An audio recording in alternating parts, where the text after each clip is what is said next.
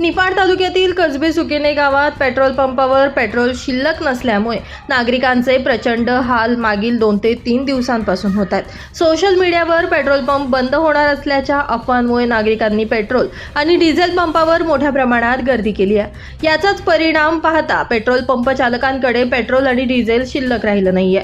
नागरिकांनी अफवेला बळी पडले, परंतु खरोखर ज्यांना पेट्रोल डिझेलची आज आवश्यकता आहे अशा नागरिकांना पेट्रोल आणि डिझेल मिळालं नसल्यामुळे मोठ्या प्रमाणामध्ये नागरिकांचे हाल होत आहेत। यामध्ये प्रशासनाची चूक असून प्रशासनानं पेट्रोल पंप चालकांना सूचना द्यायला हव्या होत्या की नागरिकांना तुम्ही इतकंच पेट्रोल किंवा डिझेल द्या।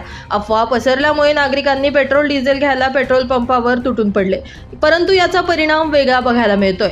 2 दिवसांपासून नाशिक जिल्ह्यामध्ये पेट्रोल आणि डिझेलचा साठा शिल्लक नसल्यामुळे पेट्रोल पंपांवरती अक्षरशः शुकशुकाट बघायला मिळतोय।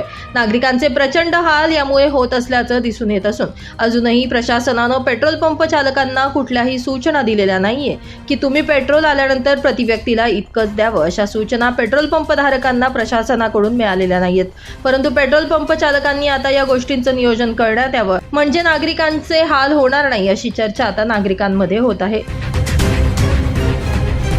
ब्युरो रिपोर्ट, नाशिक माझा न्यूज, नाशिक।